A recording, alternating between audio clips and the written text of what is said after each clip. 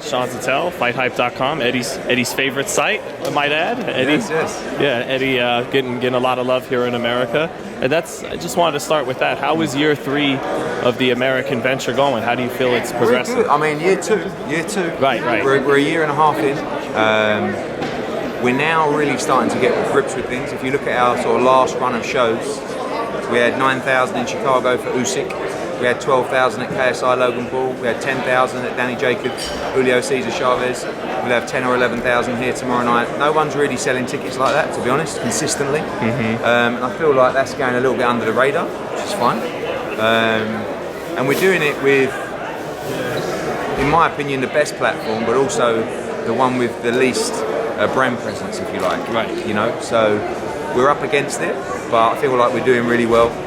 I feel like no one's giving value like we are in terms of the cards from top to bottom. This is another great example of how we consistently put on deep shows and deep cards, and it's something that's worked really well for us in the UK and something that we're trying to do over in America, and I think it's working. And like I say, I think we're starting to develop a little bit of brand power ourselves, and even egotistically me. So, which is important as a promoter. Well, you just took a million photos. Yeah, but rather than just a guy who's this guy from England, you know, someone who's actually making an effort here, having a presence here, and that's important as well, because the fighters will always take priority, but I've got to be the mouthpiece, you know, the voice, and the guy who, when I talk, hopefully the fans listen and hopefully they like what I do. Well, it's interesting you brought up ticket sales because recently Bob Arum was saying that's such a problem in America. It is a problem. I mean, but I feel like it's a problem, and certain areas are bigger problems than others. You know, wedged in between those great numbers, we did Miami, which was only like 3,500. I mean, I only held that anyway, but you know, we couldn't have done many more, to be honest with you. And you know, other cities as well, you struggle in cities where maybe there is a lot of boxing, or maybe there is a lot of theatre and performing arts and Super Bowl. Yeah, everything. but you know, a good example of that is New York. You know, I think you've seen a lot of people that have consistently struggled in New York because there are a lot of fights there. When you come to Dallas, although there are a lot of fights in Dallas as well, this has been a great partnership with Jerry Jones and the Dallas Cowboys, where they've really got behind the event and pushed the event. It'll be a wonderful crowd in there tomorrow night. Phoenix was a big win for us, you know, although I got a few beers thrown at me in the end. But that's a good thing. Chavez. It was wild. It was wild in there, and you know, again, KSI Logan Paul, 13,000, Usyk 8,500, 9,000. We're consistently getting it right now, and I feel like, you know, we've got great momentum. Was there any surprise in coming to the United States and you had this great budget that the fighters haven't jumped at it when you're able to exceed purses and all? Is there any? Did you think it all? It surprised me a little bit. I mean, a lot of it was intentional arrogance from me at the start. You know, again, I have to be that guy. I have to be that loudmouth. I have to be that brash guy. I have to be that, you know, like I said, that loudmouth promoter. But I did expect it to be easier to sign some of these big names. I didn't expect it to take so long. Now we don't want anyone else. You know, I'm not looking to bring any other big names to the platform. Maybe on a one-fight scenario or something like that, because we're maxed out for our obligations. Do you know what I mean? Like, I can't just bring in another 5 fighters and tell them they're going to box 3 times a year, because we fall into the old trap that some people have had of telling fighters they're going to box 3 times a year and actually only box them once a year. And then, you know, I don't want to lie to anyone. I want to make sure that I can deliver on all my obligations to fighters. So, you know, with the addition of Mikey Garcia, with maybe a Manny Pacquiao fight in July, you know, you've got Gennady Golovkin, you've got Canelo Alvarez, you've got Anthony Joshua, you've got Alexander Usyk, you've got Dillian White. Like, how many more, you know, Demetrius Andre, you know, Juan Estrada, how many more can you get? I mean, I feel like we have by far the best stable in the world from top to bottom, and I feel like we have the best schedule in the world. So in that respect, a year and a half in, I'm over the moon with how it's gone. But I'm very self-critical, and there's loads more we can do, loads more. But I think probably I was a little bit, not deluded, not arrogant. Naive? Naive is a good word. Idealistic, idealistic. Naive, where I just presumed I'd stroll in and sell out arenas straight away, and you know, it's taken me a year and a bit longer than I thought it would be to make an impact. But now I really feel like we're making an impact, and I'm really enjoying it. You know, I love promoting shows, and the great thing about the Dazn budget is, you know, you can put a show on like tomorrow night. I mean, you know, you've got Julio Cesar Martinez against Jay Harris, that can headline its own show. Chocolatito against Calia Fight, that can headline its own show. Of course, Mikey Garcia and Jessie Vargas can headline its own show, and they're all on one card. So really, you're seeing other pay-per-view events right now. This is not a dig at anyone, but the cards are awful. And if you're charging someone $80 for one night of boxing, to not invest in the undercard for me is bad form. And I feel like the pay-per-view numbers that you saw last week what'd you think of them, reflecting that. 800 to 850K? Or even less, but whatever it was, 1.1 was like the minimum they wanted. Right. And it was well short. I don't think the numbers are that bad, to be honest. Like the first one did, 250? 325. Yeah, so this was more than double in the second fight. So, but it's what was invested by the broadcasters in terms of the airtime, in terms of the ad space, that they would have hoped for more. But I feel that if you're not investing in the undercard, if you're not capturing the imagination of certain people with value, at $80, I feel like what Dazn are doing is going to be disruptive to the pay-per-view model.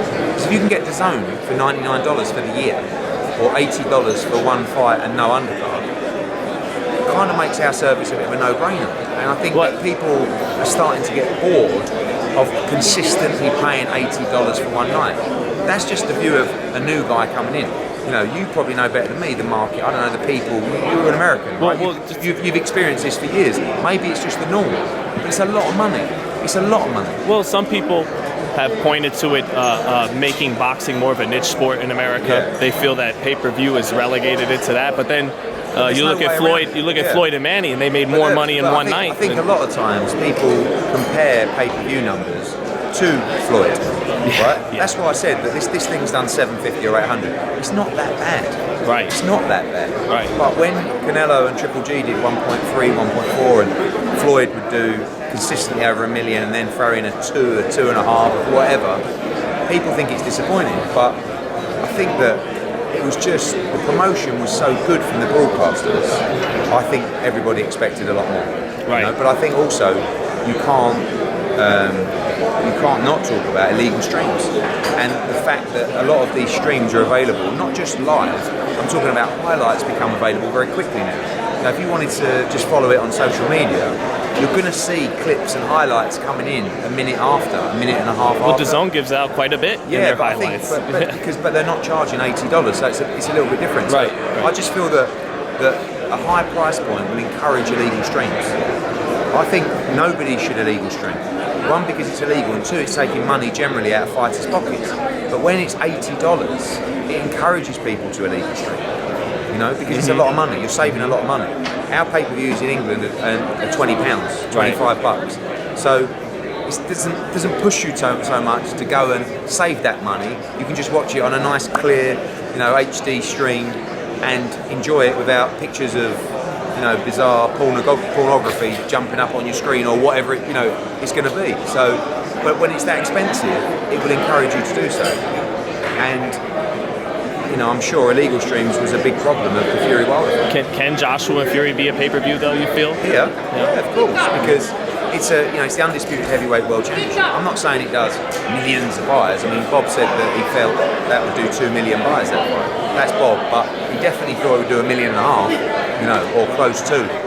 So it was probably half of what some people's expectations were. But you can't fault the work of Fox and ESPN and even Top Rank and PBC. I thought the promotion was really good for the fight. Yeah. And it's a little bit worrying that something that captured the imagination like that didn't exceed expectations or even hit expectations. Is that a problem for American boxing? Does that make you go? I don't think it's a problem for American boxing. I think it's a problem for pay-per-view.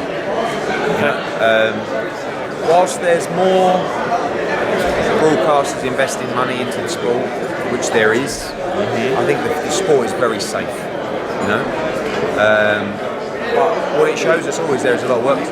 And we know we need a man for the job, maybe. It's not just that.